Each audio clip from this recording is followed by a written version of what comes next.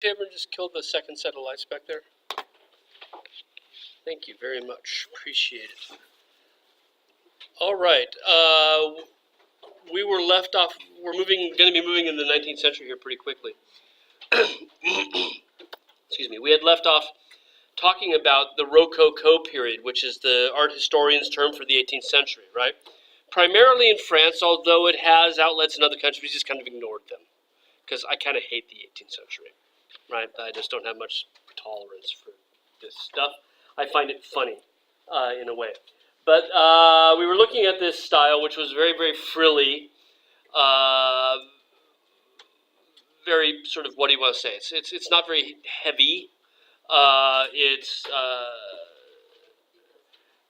It's for the aristocrats, and it shows sort of love in the garden. And we see this played through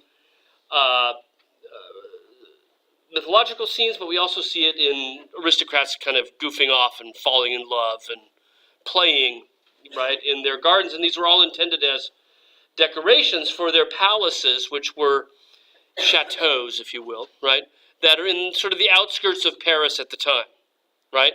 Very, very close to the capital, but just right on the outskirts. Now sort of all that area has been swallowed up by Paris, right? But at the time it was just outside, and these were their decorations, right, for these new palaces, because they'd moved back to them after leaving Versailles, right? It all coincides with the transition from Louis XIV in the 17th century to Louis XV in the 18th century, right?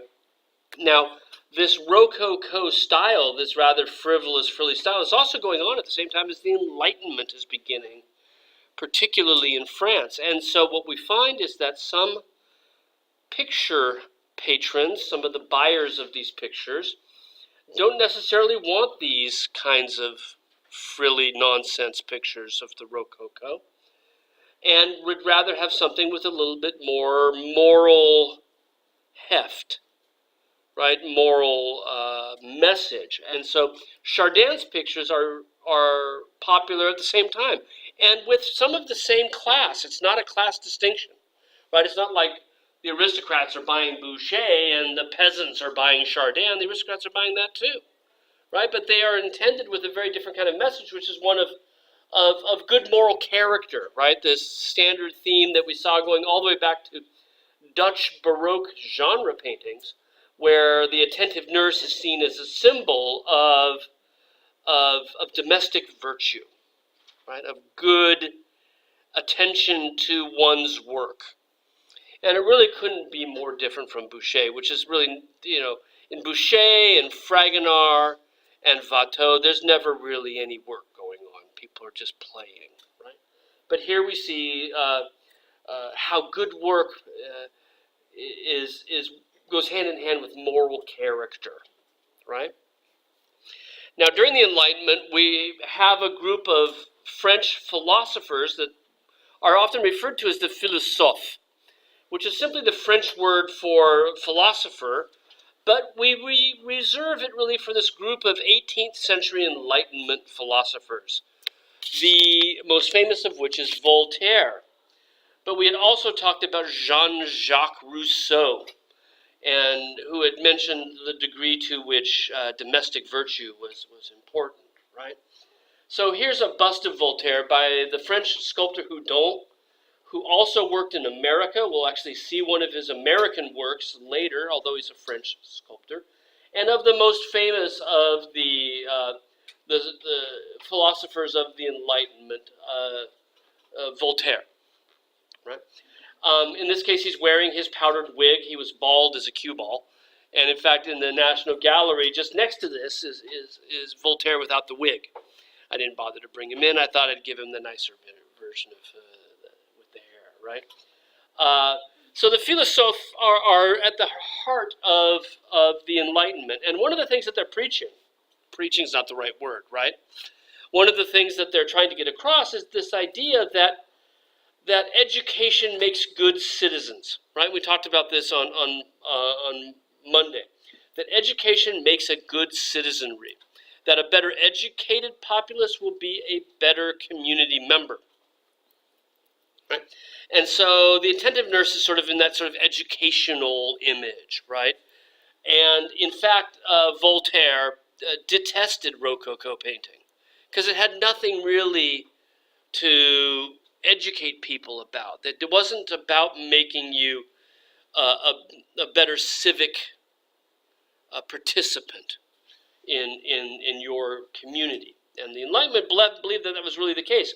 And this is why the Enlightenment is so tightly linked to the French Revolution, right? And that it's about the equality of all people, the availability of education to everybody, but then the equality of all people within that.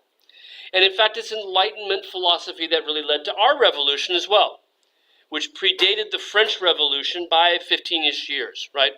13 years, if you add it all up, right?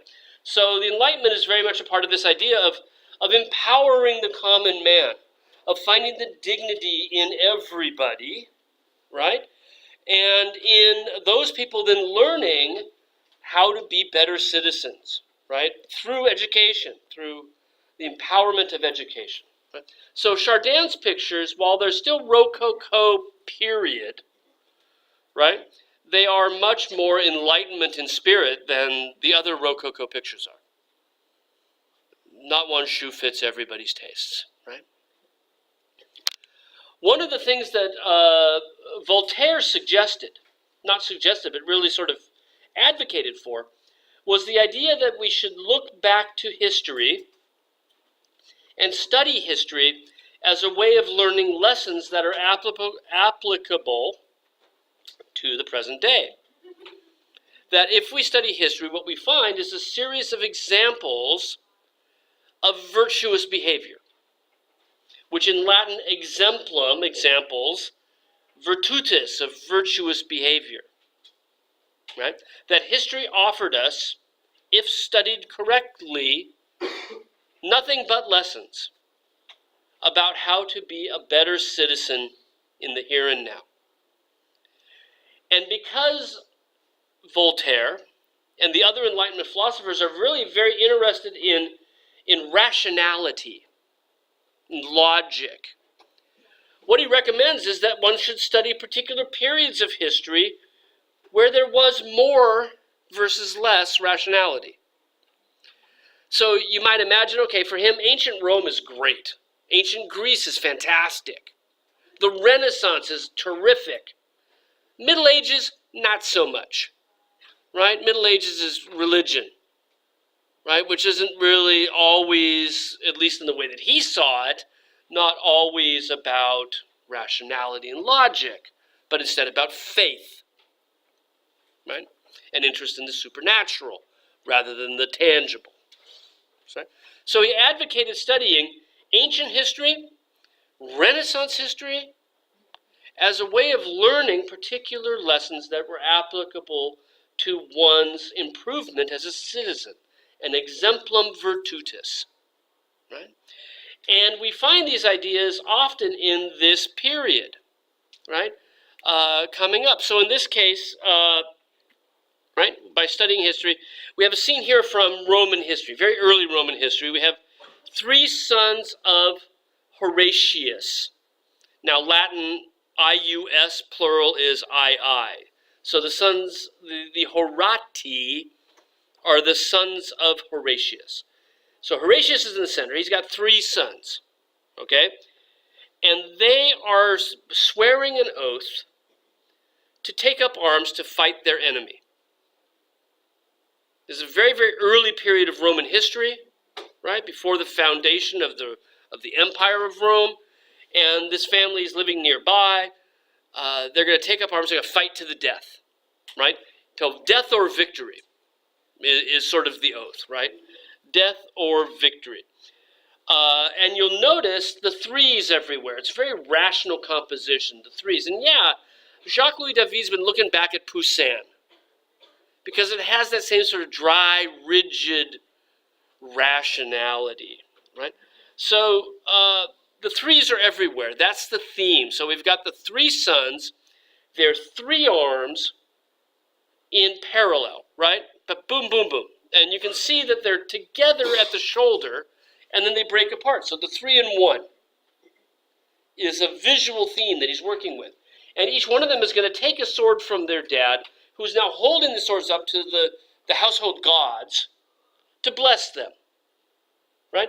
And you'll notice that the three swords sort of parallel the three arms, but just in 90 degrees off, right? And you'll also notice that the father holds the swords in a way that's likely to lose fingers.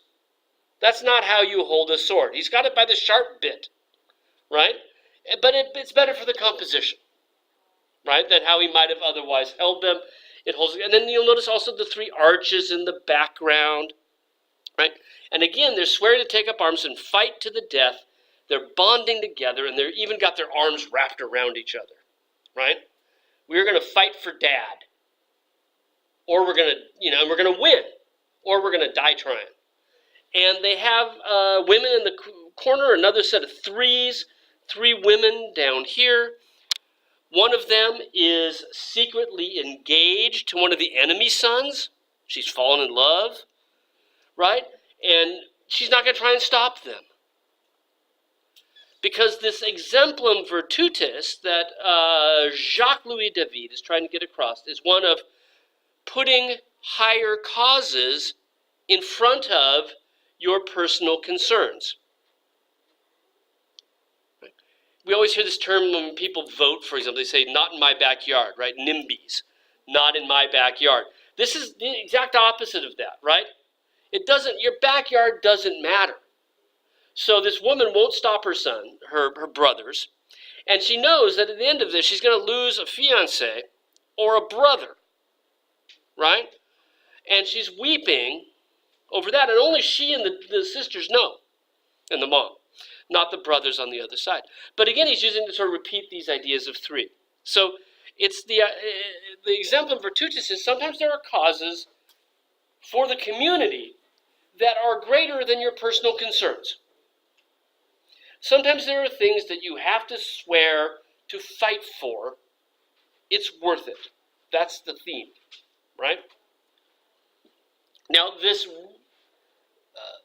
working out of that theme throughout with the three sons, the three arches, the three sisters, the three sets of tiles leading back to the arches, right? The three bits of reddish floor that lead back to the arches.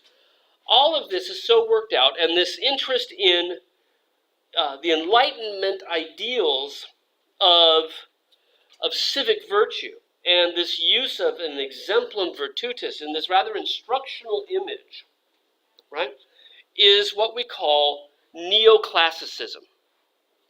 And this is a movement in direct opposition to the Rococo. Right? So it is a period that we associate with the latter half of the 18th century, beginning primarily in France, but moving to other countries from there, right? And again, exactly in opposition to Rococo. Now, Rococo isn't over yet, right? Our art movements often overlap and coincide, even if they're in opposition, because, things don't just flip like that from one thing to the next. But what we do find in French painting, and we've seen it already, right? In French painting, if we start back with the Baroque, we move from classicism, Poussin, to Rococo, which is much more flamboyant, Watteau, Boucher, back to classicism with Jacques-Louis David, which is why we call it neo-classicism, new classicism, right?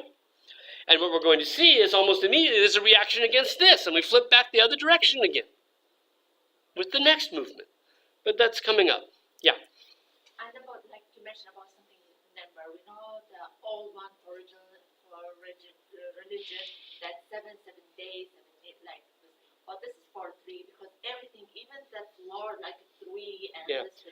Is this something belong to religion at that time? Not at all. Yeah, that's good. Very good question. With all the threes, we would think of maybe the Christian idea of the Trinity, and we saw 3 trees in Rembrandt. We saw 3 trees in Rousdahl.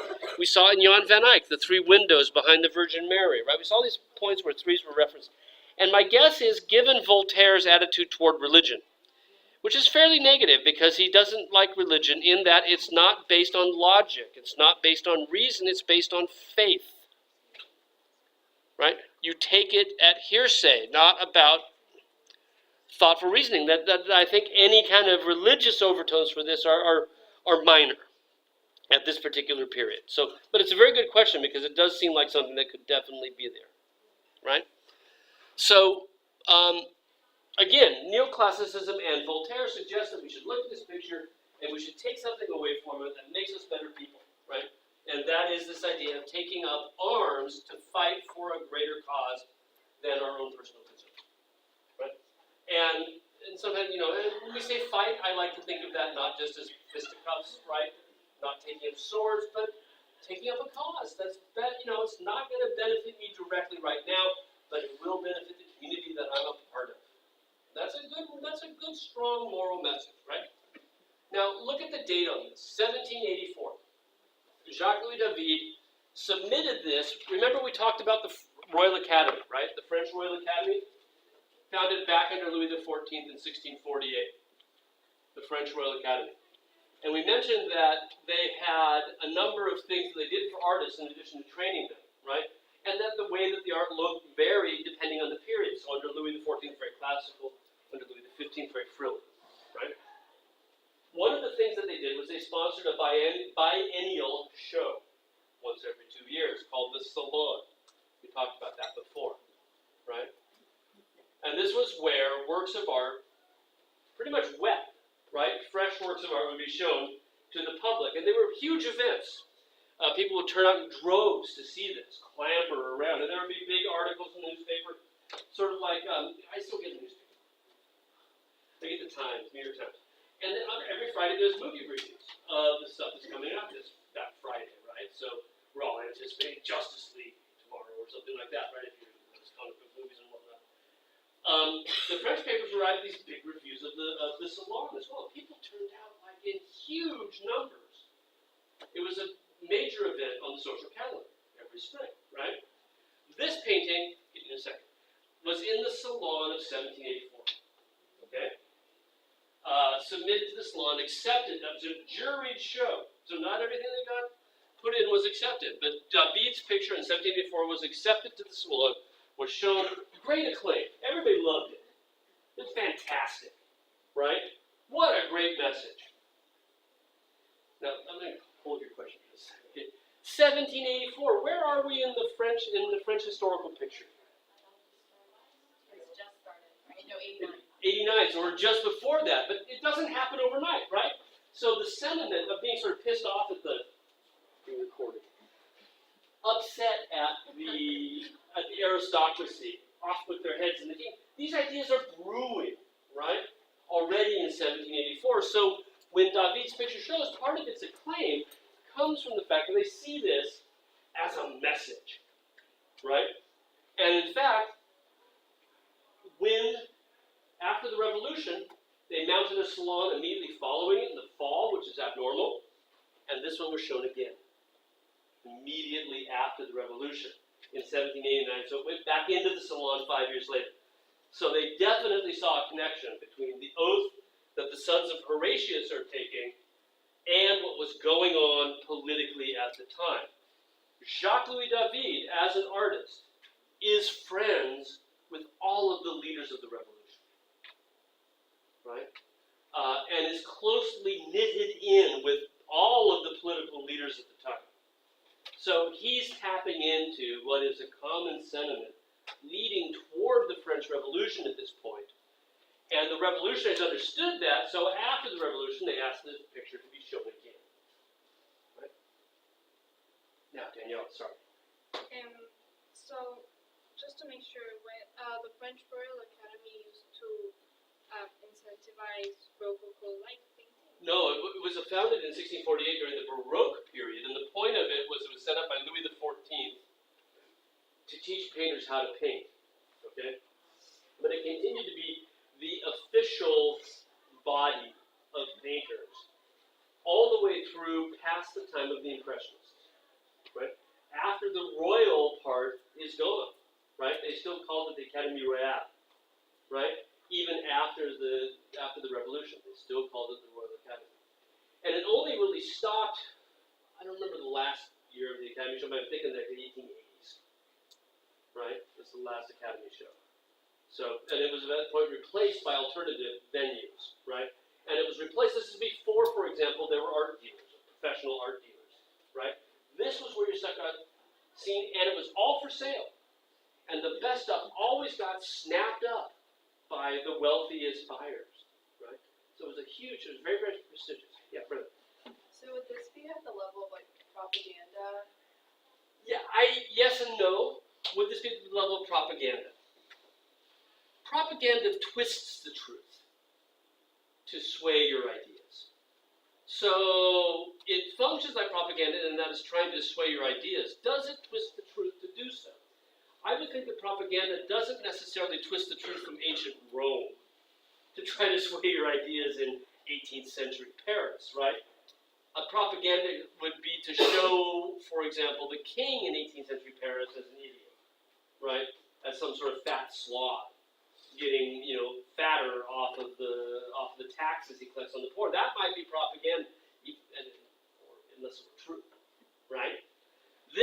So it functions in a way in that, like propaganda, is trying to sway opinion, but the degree to which it skews the truth to do so, right, would set it apart, right, from that. And also because it's something that this is like 600 BC, the scene, right? It's that early in Roman history. And so it's something that is over 2,000 years old at the time, so who gives a rip if he skews the truth? And besides, he wasn't there, right? So how does he know the precise truth on that, right? But it does function very similar to that, right? Very similar to the idea of propaganda, okay? So now we're going to look at some Davids, because this neoclassical movement is, since it's rooted in Enlightenment thinking, what we're going to see is it really runs parallel to this revolutionary period, right? Both in France and in the United States. And I'm trying to figure out where I'm going from here. What's coming up next? Right, French Revolution. Look, okay, boom. French Revolution, 1789. Thank you, Emma. David is close to all of the people here, and his neoclassical works are used as, here we go, Brenna, the next picture, propaganda in a way for the revolution. So here one of his more famous pictures is this wonderful, I love this. I've had this in our bathroom ever since I lived in Belgium in 2002, because he dies in the tub. And I think what better thing when you're sitting in the bathroom, right, than looking up and seeing the martyrdom of Marat. This is 4 years after the revolution, okay? 1789 is the revolution. This is 4 years afterwards. In 1793, 4 years after the revolution, was the worst year of what is now referred to as the Terror. After the revolution, the aristocrats, right, the whole French Revolution, you storm the Bastille. Okay, the Bastille is a prison where some of the lower classes are being held captive and driven by famine, poverty, high taxes, right? The working class storms the Bastille, frees the political prisoners, dethrones the king, beheads him, cuts off his head, right? Including Marie Antoinette, his wife. The king at this point is Louis XVI, right? So it's after Louis XV, Louis XVI, his wife, Marie Antoinette. There's a drawing by Jacques-Louis David of Marie Antoinette being led to the gallows, right? I mean, he's just tight with this entire group. In 1793 was the worst year of the Terror. The Terror was the mass beheadings of the old aristocracy, the landed gentry, the people who the lower classes felt were oppressing them. And they decided, as they got rid of the king and the whole idea of class being handed down, right, class status being handed down from father to son, to kill everybody. And that way, the people that are left will have equality for all. Okay, that was the plan. And in 1793, they came up with a nifty new way of doing it. Much easier than the guy with the axe, right? The guillotine was invented. They were still using, I found this out, they were still using the guillotine in the 80s. Can you believe this? The 1980s, they were still using the guillotine. Yeah, right? But in 1793, the year of the Terror, there were something like 30,000 people beheaded. 1793 is crazy, right? And the streets ran with blood everywhere you look, right? And of course, there's going to be some backlash about like, hey, have we gone a little bit too far with this whole idea, right? I mean, really, we did want equality, but does that mean we have to murder that many people for just being of a different class than we are? And there was some backlash against the revolutionaries. They commissioned from Jacques-Louis David pictures to show that the revolutionaries had lost people too. Right? Now, does it skew the truth? No, but Brenna, it's meant to counteract the whole idea that they're just the killers. We've suffered as well. So Marat, right, was a newspaper man, a journalist. And prior to the revolution, he was writing very, very strong op-ed pieces, right, opinion columns, about the rights of the working man, right, the equality of all people. At a time when not everybody was equal, right?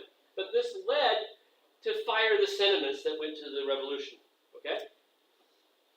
After the revolution, he joins causes with them. Not everybody supported the revolution. It's true everywhere, right? There's going to be opposition. And there were what were called the royalists in France who supported the idea of returning to a monarchy, right? Finding some distant offshoot that maybe we can get back on the throne again. And they were plotting to overthrow the revolutionaries, okay? And what they did was they wanted to target some of the revolutionary leaders. So Marat, who was a newspaper man but suffered from a horrible skin ailment. He had psoriasis, like all over his body. And he had to spend most of every single day in an ointment bath just to soothe the skin, right? It was just that painful. And it didn't stop him from working, right? He still writes. And that's what David wants to show, that despite his hardship, he's still a writer. And you can see that he's got a pen in his hand and another one on his nifty little writing table. And he's got that cool little felt table. So he's got a way to make his tub a place to work. No excuses, right? Just keep working. And he signs it in honor of Marat and David down below, right? And at the bottom it says l'an deux, the second year after the revolution settled down, the second year of the new republic. Okay? So they sent somebody, the royalists did, to silence Marat. And it's a woman named Charlotte Corday. Her name comes up. She writes him a letter saying, I'd like to talk to you. And that's the letter he holds in his hand. Right? And she comes in and she knifes him. Right? And you can see the wound on his chest. Right? And you can see his body lit with sort of quasi-Caravaggio lighting, but also looking very much like a dead Jesus, with his arms slung down. Right? A martyr to the cause. And David is wrapped up within this a number of sort of messages. Right? Work against adversity. Work through adversity for Marat. What gives him character? Right? What makes him a worthwhile role model is that he continued to work regardless of the suffering that he had in his daily life. I think there's definitely a pen is mightier than the sword idea here. The bloody knife that Charlotte Corday used to kill him is laying directly next to his limp hand that still holds on to a pen. Right? These two sharpened instruments. Which one is more powerful? You can kill the man, but you cannot kill the message. Right? And again, there's our note, right? 13th of July, which is interesting, right? One day before the French Bastille Day, the French Independence Day, 14th of July is Bastille Day in France. That's their 4th of July, right? This is the day before that, so it's right on the eve of the anniversary, right? And it says basically Marianne Charlotte Corday to Citizen Marat. I'd be happy just to meet with you at some point. And he doesn't know who she is, doesn't know that she's an agent that had been sent, but her bloody fingerprints are still there, right, on the note, and he holds on, and she's eventually caught, right? David now knows Marat. He knows the revolutionaries. They've commissioned from him a work that is meant to now influence public opinion about what is Marat. So this, I think we could talk about being closer to propaganda, Brenna, right? Because there's every chance that he didn't have his arm slung down like that and look exactly like that. However, what we do know is we have a drawing. David was allowed to the crime scene and drew the head from, not from life, but from death, right? Drew the dead face of Marat the night he was killed, right? So, in this case now trying to sway the truth and use art as a way of generating public opinion. That all goes back to the Enlightenment, doesn't it, right? We should look at history, maybe if it's contemporary history, and learn something about good citizenship. In this case, working against adversity. Don't let that hangnail stop you from doing your homework. I'll say, sound like your parents this way or something, right? Gotta go, there's things you gotta do, and you can't let little things get in the way. Can't even let big things get in the way, right?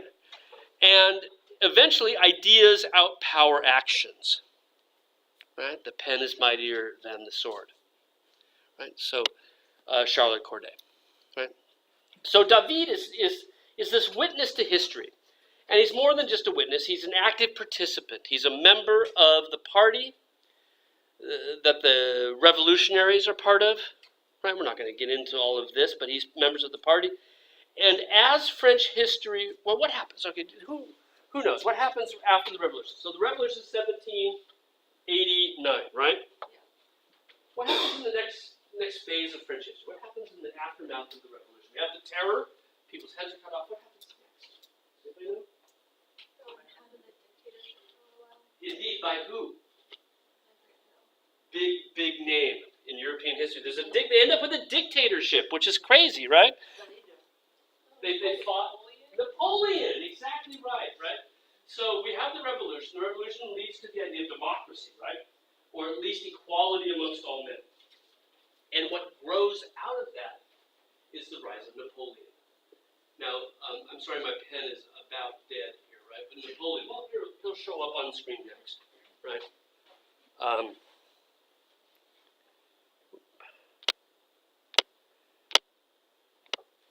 There it is, right?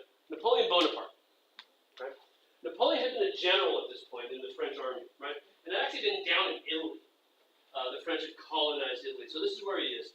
Here he is coming back from Italy, crossing the Alps, right? Carved his name, stupid graffiti, right?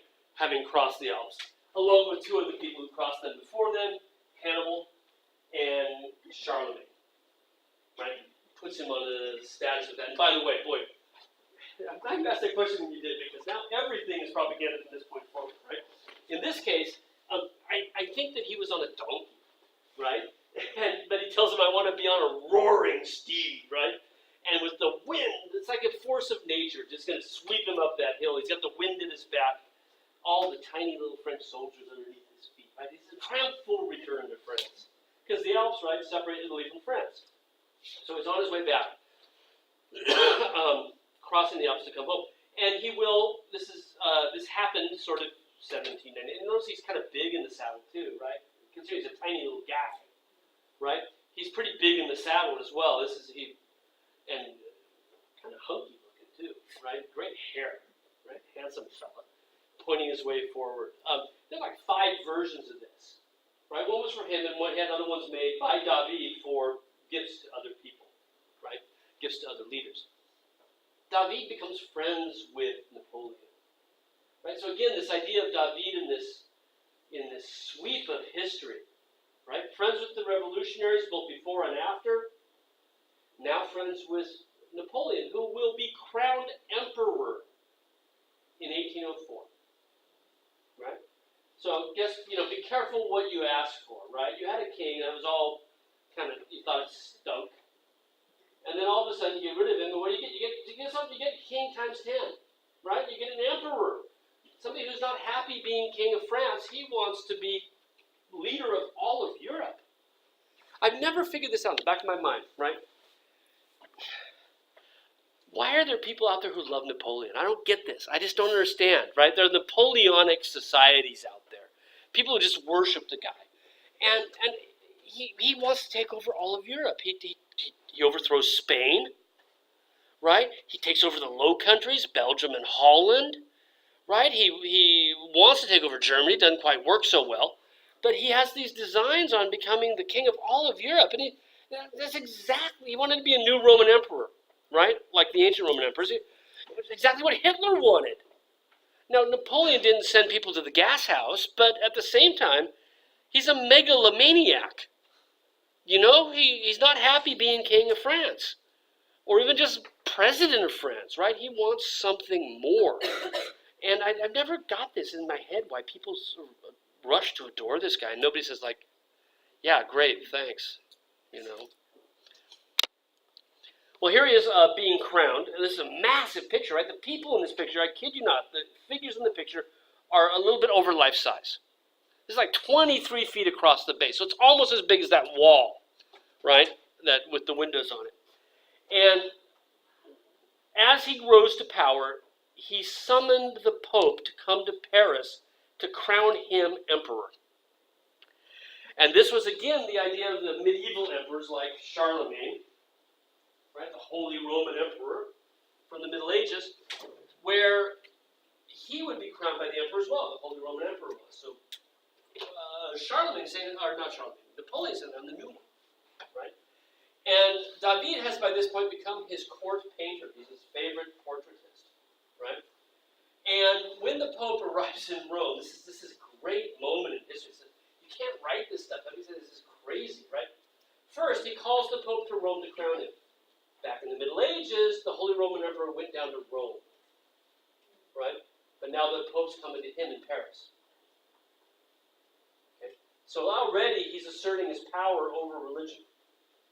Then, just at the moment when the Pope is about to place the crown on Napoleon's head, right? You know this? What did he do? He takes it and crowns himself. That's right, because if he took the crown from the Pope, and the Pope that means the Pope would have some sort of dominion over him, right? So he reaches up, grabs the crown, stands up, and does this, right? Puts it on his own head, okay? Because then nobody else has made me emperor but myself. Really, all I'm getting from the Pope is the blessing of the church, right?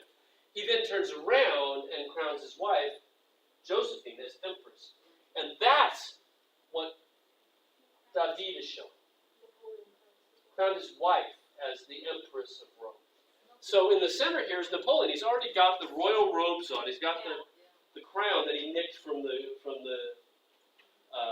Pope, right? And now he's got Josephine's crown, and there she is. So what David has done, and again, it's not necessarily propaganda, but what he's doing is he's showing us this scene which is fraught with problems, right? It's a problematic issue. He took the crown out of the Pope's hands and put it on his own head. David doesn't show us that. He shows us the moment after this when he crowns his wife, Joseph. Right? And David is there, by the way. He's back up here in the audience as well. Right? So the point of this little diatribe, right, this little side, is that David's right there. Right? Deeply involved with French politics right around 1800, and in particular with Napoleon. And this is important because we've got like one of his Napoleon things down at the National Gallery, right? Again, he remained official portraitist to Napoleon through Napoleon's lifetime. Okay? When Napoleon is overthrown, David flees, goes up to Brussels where he dies, right? Goes to Belgium. But in this case, we see now, 12 years after crossing the Alps, lost some of that hair, put on a little bit of weight, right? Not quite as handsome as before. But here he is in his study at the Palace of the Tuileries, one of his palaces in Paris. And it's sort of the standard Napoleon pose. You've seen it a million times, hand inside the vest, right? Arm down. And David is again kind of going to craft an image of Napoleon that tells us what Napoleon wants us to understand about his character, right? Just as with crossing the Alps, he's this man on a mighty steed, right? Not a sort of donkey. Yeah. And here, so what do we see? We see he's laid his sword aside, right? He's working on writing. We have a pen here, very much like the one in Marat. We have writings here. We have more on the ground. This is a map, right? Writings there as well. Napoleon's royal throne. My wife was going to look this up for me, but she didn't have a chance to look up why. He has this thing for bees, and I don't remember exactly why. But there are ends on the gilded throne. Right, it's a wood covered in gold leaf, so it's an imperial throne. Even though he appears to us in the guise of a general. Right, he's not wearing his imperial robes. He's dressed as a man of the army. Right. And what David is trying to show us with this is that as a leader, he doesn't have to rely on his strength anymore. Right? He doesn't need the sword. The sword got him here, but now he's still a general, but he's also a man who's interested in law. So you can see quite clearly the word code, the Napoleonic code of law, something he devised to govern France with. And he shows us here with Napoleon sort of caught in the act of composing that and having stood up to look at us. Right? Even though it looks like a pose, the things around him suggest what he's been doing.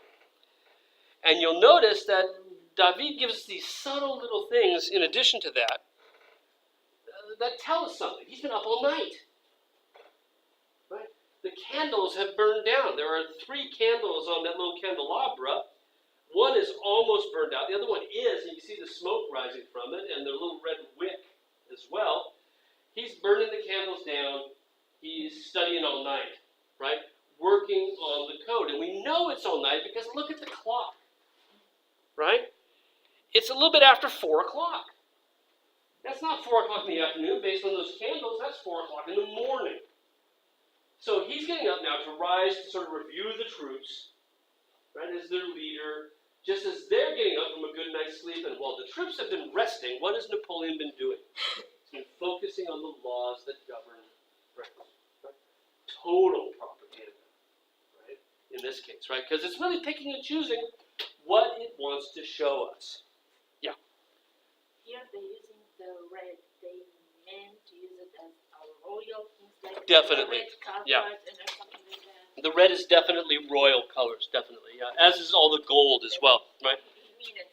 Yeah, definitely. Meant as symbols of color, right?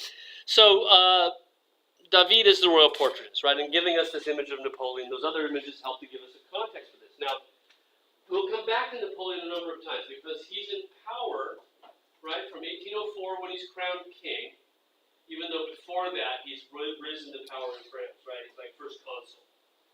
And then he's overthrown. Does anybody know when? Name of the battle? Starts with W. Name of a famous train station in London? Bingo, Waterloo, right? The Battle of Waterloo. That's Waterloo, right? My pen is dead, I can't even write it up there. 1815, right?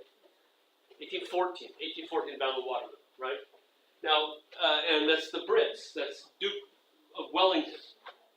After whom we name the rubber boots that we wear in the mud, right? Wellies are named after the Brits, call them that, right? After the Duke of Wellington, because they fought in Belgium at Waterloo, which is just sort of south of Brussels, in the mud against Napoleon, right? So he's overthrown in 1814. David lives another almost 10 years, 8 years or so, but he goes into exile because he'd been so close to Napoleon. You'd have to imagine that after Napoleon's overthrown, problematic, right? For somebody who was so close to him. Okay, David had a lot of pupils. He had a significant number of people that he taught how to paint. And they too are often lumped into the neoclassical world or the neoclassical realm. The most famous of his pupils is the hardest to pronounce. Ingres is basically pronounced as if the RES were not there. Ang. right? Angre. So not Ingress, right? Closer to anger, but without the R on the end, right? Ang. Jean-Auguste Dominique Ang is one of David's most brilliant pupils. And in fact, he had entered the Salon in 1801 with one of his early works as a young pupil. It was judged to be one of the best in the show, and Ang won that 2-year prize that took him to Rome. We talked about that before, the Rome Prize, right? You got that 2-year, all expenses paid, go to Rome and study art, right, on us for 2 years. The thing is that Napoleon had conquered Rome, right? It was colonized by the French, which meant that there were a lot of French citizens living down there. And Ang ends up working for these patrons, stays there for 20 years. Because it's like little France, right? It is an extension of the French Empire. And so this was painted while this is after he got back. But while he was there, he studied Italian art and stayed there for the better part of 20 years, right? While he's there, he also becomes very much interested in works from the Italian Renaissance. I'm going to show you a couple of these that feed into his works, right? In particular, he loves Titian. Now, we didn't look at this one, right? Have you seen it in your studies yet, Emma? This one's like, this is just over the top, right? Here's Venus being crowned by Cupid for her beauty, right? So it's like the Titian that we saw from the National Gallery. It's about the same time period as well. But she's laying on a bed in this loggia where we can see out to the out of doors, and there's this lute player. Music is always associated with love, right? But it's almost like he's been struck by it, hasn't he? Because he says he's like gawking at her body, right? And you can see what Ang has done is he's taken this, he's sort of twisted it around, right? It's almost the exact same idea. You've got now a figure, no, it's not Venus anymore, right? But we have the musician laying next to her, and what he's done is he's transported it out of the Renaissance and stuck it into North Africa, right? Now, North Africa was colonized by France as well. Napoleon had invaded Egypt, had tried to invade what's today Israel, right? And France followed suit and colonized Morocco and Algeria already in the 1830s. In fact, France continued to colonize Algeria until the 1960s. Right? They were still there as the colonizing presence in North Africa. So that meant that within French art there becomes this taste for these images of this exotic, quote-unquote exotic culture that they've now come into contact with. And what Ang has done is taken ancient images of Venus and transported them into this totally imagined idea of what life in the Middle East was like. But it's entirely from a French perspective. So what he's done is he's put us inside the harem, right? And Odalisque is one of the many wives of the Sultan. And in this case, she's just lounging around as he plays what is that instrument? Looks like a sitar, but it's not big enough. She's been smoking a hookah pipe. There's nothing but exotic fabrics everywhere, that beautiful silk, right? The palace guard behind her, right? Probably a eunuch behind her. This is an entirely imagined idea about what life in the Middle East is like because the harem itself was privileged. The only person who could go there would be the Sultan, right? But he's imagining us there as well. And this ties into a theme that we see often in 19th century French art, which is this imagined Orient, this imagined Middle East, that is based on prejudice and an idea of trying to make the people of the Middle East different from and debased from Europeans. So when we see scenes of life in the Middle East, we often see scenes that remind us that the Sultan had multiple wives, that the Sultan lived a life of excess, lust, and luxury. And that's exactly what Ang's is fitting into, right? That's the mindset of the day. And we see this often in 19th century French pictures, right? Ang specialized in these, and he began doing them when he was in Italy, updating Titian pictures into his own means and works. Yeah.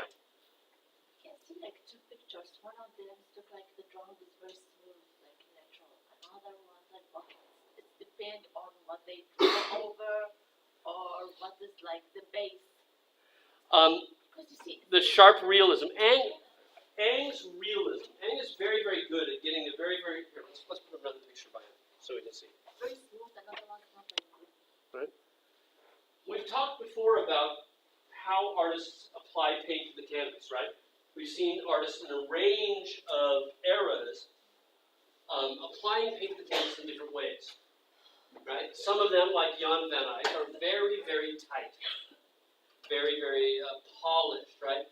And other artists like to leave the paint fresh looking and unpolished, right? And we've seen artists use these different techniques to different ends, right?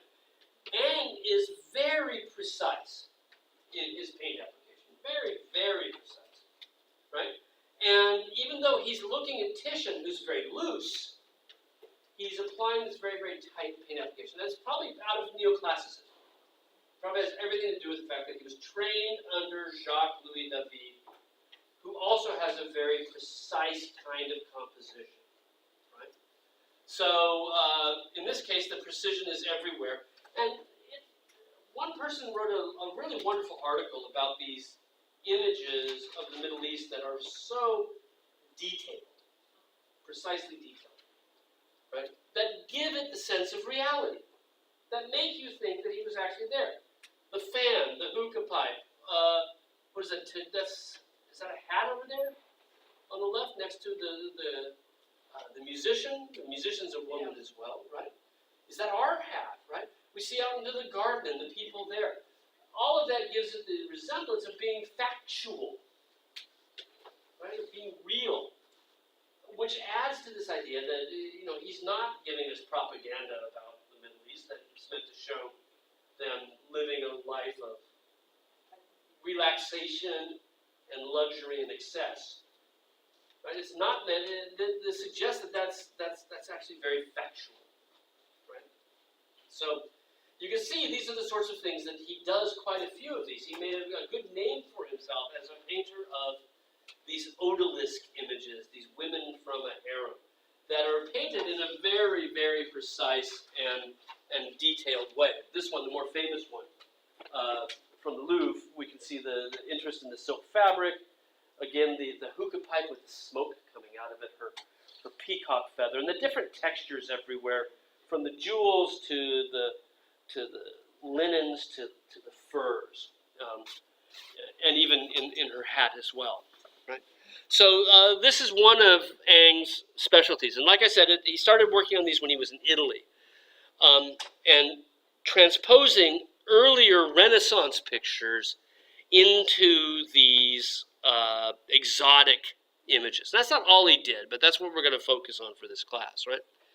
Even this one, the Grand Odalisque, called that because it's so large, right, is based on a Titian, a really famous Titian that was infamous in the 19th century, 18th, 19th century, as being incredibly lewd. It's called the Venus of Urbino, but it's not meant to be Venus. It's just a courtesan, a prostitute probably, right? A lover of the owner of the picture, we think, and looking directly out at you and holding this bouquet of flowers.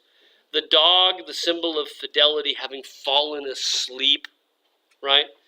And Mark Twain wrote about this picture. He said it was the rudest thing he'd ever seen in his life, and he was talking about the way her hand is placed and what she's doing with her fingers, right? Which is, when you see it, and you go like, oh yeah, there's something else going on here. That made Mark Twain say when he saw that, I've never seen anything so rude in my life, right? This is the basis very much for Ang's picture. And you can see that he's moved the curtain behind her to her feet instead of her head, and made her sort of face away from us and then look over her shoulder coyly.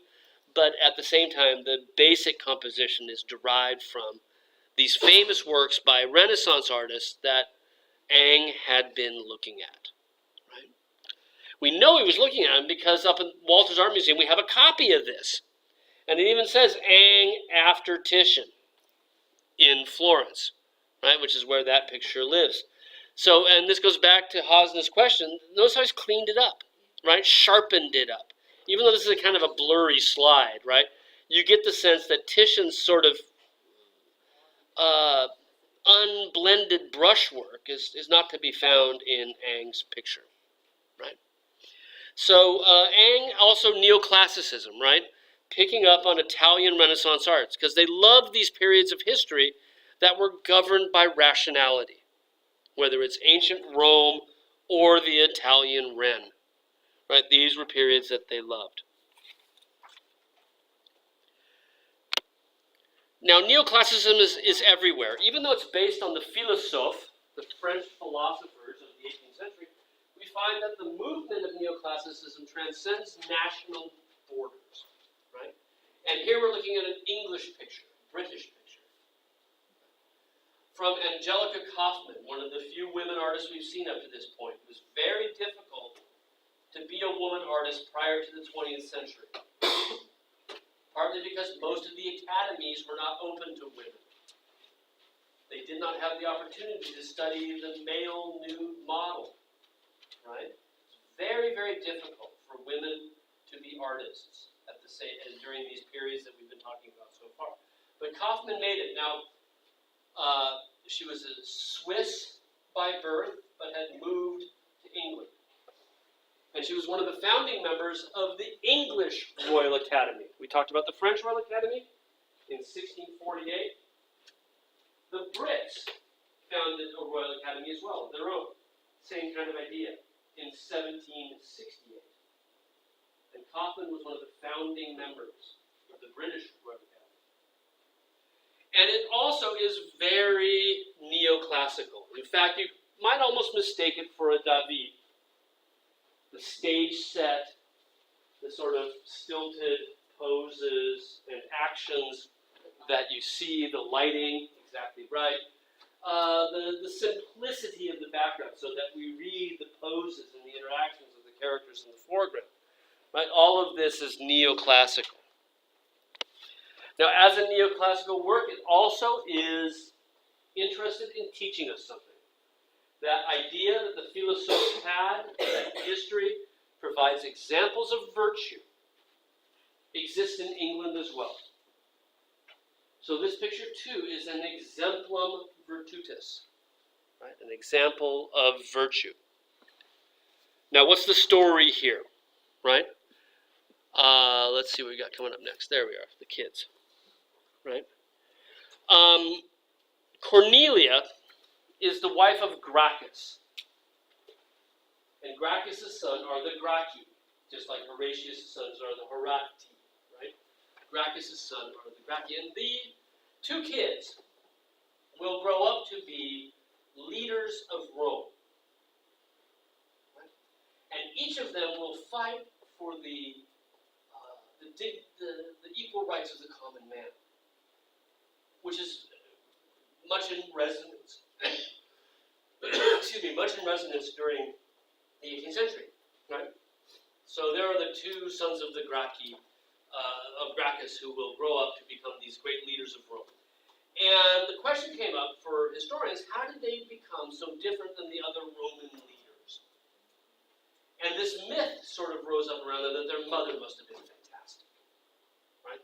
The only way that they would grow up and be such high moral fiber and character and fight for people who were different from themselves must have come from having a great mom. And so a story rose up around that, which is what Kauffman, and by the way, the story goes back to ancient Rome as well, right? They're not making it up in the Enlightenment period. Kauffman paints this well-known vignette from the life of Cornelia, the mother of the two sons of Gracchus, where a neighbor comes over and says, I want to show you my jewels. And she opens up her jewelry box and she pulls them out, Said, look at these, aren't these wonderful? Don't you wish you had jewels like this? Hey, Cornelia, where are your jewels? My children, she says. My children are my jewels. And she points to the two boys, right? Notice being ancient Rome, not the girl. The girl's still sort of enamored with the jewels. Totally sexist, even from the woman painter. But here's the boys, right? These are my jewels. So again, this is one of these examples of virtue. What's the virtue here? Good motherhood, right? Good parenting leads to good citizens, right? And using again a scene from ancient Rome to get it across. Again, this also relates directly to the ideas from the philosophe Rousseau, which we talked about with Chardin, that there was a movement in the late 18th century as part of the Enlightenment to return children to the direct parenting of their blood mother. It had been the tradition for children to be sent off when they're babes to a wet nurse to be suckled, right, to be fed. And then after that sent off to boarding school for their education. And what Rousseau said was part of the reasons that society is suffering is that parents do not have the direct influence on their children that they should. Right? That direct parenting leads to good citizens. This picture picks up on exactly that theme, right? And shows the degree to which these two future leaders of Rome, even though the one on the left looks like a bit of a scalawag, right? He's kind of impy looking, right? Naughty little boy almost, but he's not. He's going to be great. And again, it's kind of wonderful because she's pointing to them, and you'll notice that even the impy little kid, his older brother is helping him, right? And he's grabbed him by the hand, and he's come on along. No, behave. You know, my dog does that to my wife's dog. My wife's dog is totally, you know, right? He just is a troublemaker. He comes out, you know, now he'll back the other one on his head, and the other one's just like, don't do this. And that's what the older brothers do, right? It's all about the idea that her parenting has led the older brother to be already a good citizen within this little community, and help the younger brother to understand what is the necessary and the right thing to do. The direct impact of good parenting. Also in England, Benjamin West, this is over in the Smithsonian American Museum, a historical picture meant as an allegory for contemporary life. Now this one runs a bit differently. This one is not exemplum virtutis per se. Helen brought to Paris. Now, sounds like a travel movie, doesn't it? Right? Who knows the story of Helen in Paris? We've talked about it before, very briefly. We talked about it with this picture by Claude Lorrain in the 17th century, The Judgment of Paris. Do you remember this story? Yeah? Emma? Yeah, she's the queen of, right, exactly. Yeah, and he made, Paris made the deal with the goddesses if you were to pick whoever one was the most beautiful or whatever, Right. that they would give him a gift. And he picked, Helen, right? Yeah. He picks Venus. yeah, Venus. And Right. then, which I should probably know, but he picked Venus, and then she gifted him his most beautiful girl in the world, which was Helen of Sparta, right? Yep, and then she becomes Helen of Troy. That's exactly right. She's the face that launched 1,000 ships. So this is kind of like a sequel to Claude Lorrain's picture. So Claude Lorrain, he's judging between the three goddesses, right? Venus with Cupid, the naked one, is going to promise him Helen, or a woman that he will choose to be Helen, and this is going to start the Trojan War. On the left, Venus is on the right with that half body in the cloud. Isn't that kind of wild? Right? She got no lower torso, just this cloud, because she's a goddess. And she's bringing now Helen, the beautiful woman in white, and presenting her to Paris, right?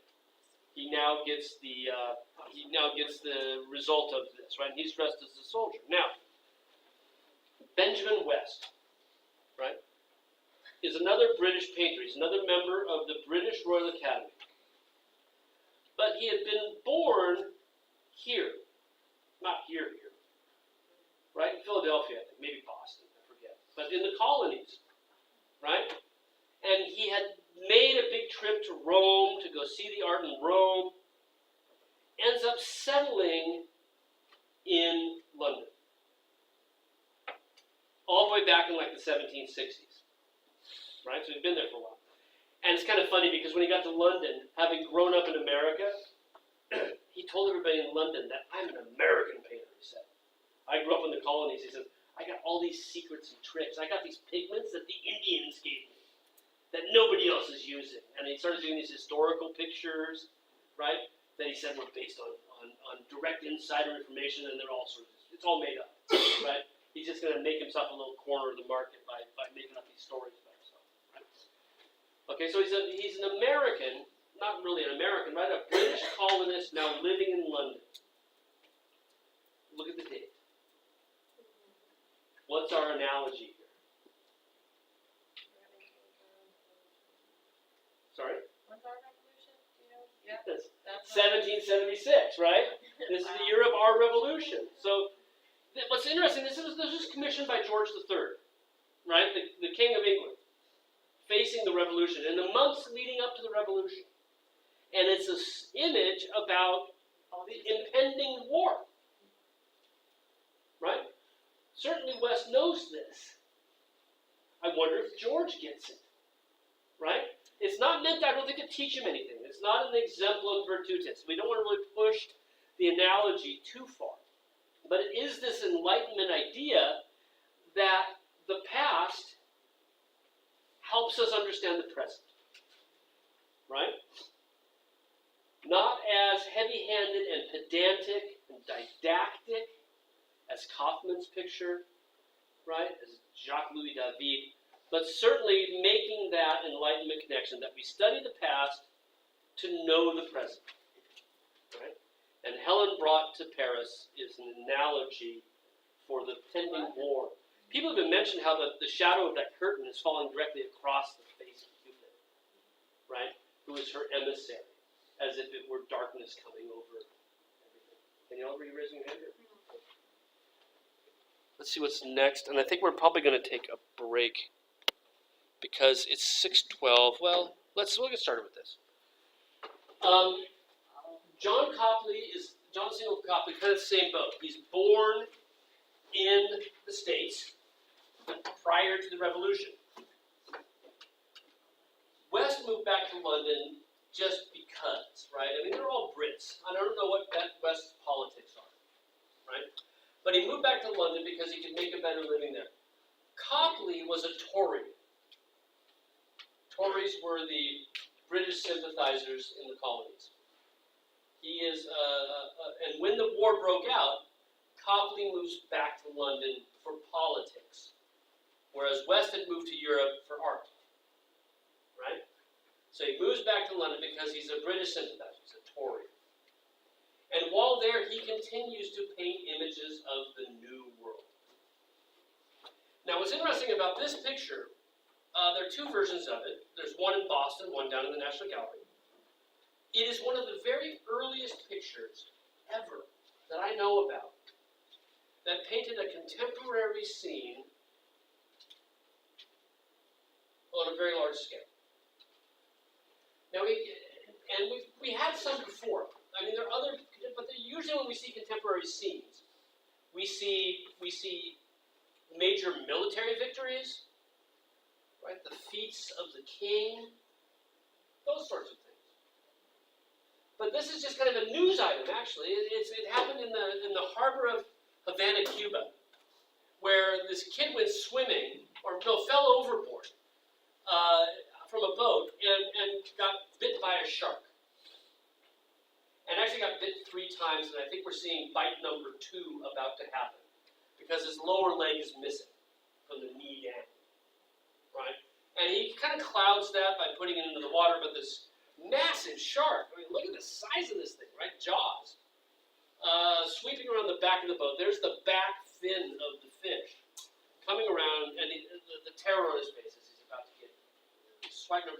He was saved. He survived this, right? And it became this sort of major news account. And so we see them desperately trying to rescue him at the moment that he's about to get eaten, and miraculously rescue him, right? So this was again painted in London, showing the New World, right? not the colonies themselves, but Cuba, for that audience back in London. Okay. Now we'll go into what makes it neoclassical on Monday, and we're going to wrap up neoclassicism then and get into romanticism. But I don't want to keep you over because I know people have places to go, myself included. So we'll continue with neoclassicism, wrap that up, go into romanticism. Hey, quick question, guys. Did I circulate and give a due date for the French worksheet, the Rococo? I don't think it's available. It's available, but I never announced when it was due. I'll send you guys something tonight, okay? Probably by the end of the week for that one, so you want to get started on that. And I have another one to come on top of that. And I just realized as I was getting the next one ready that I never announced when that was due. Yeah. I looked for it right before this class and it hasn't been published. Yeah, it's not Under the file. It's not published. Yeah. Oh. Okay, then I will get that up.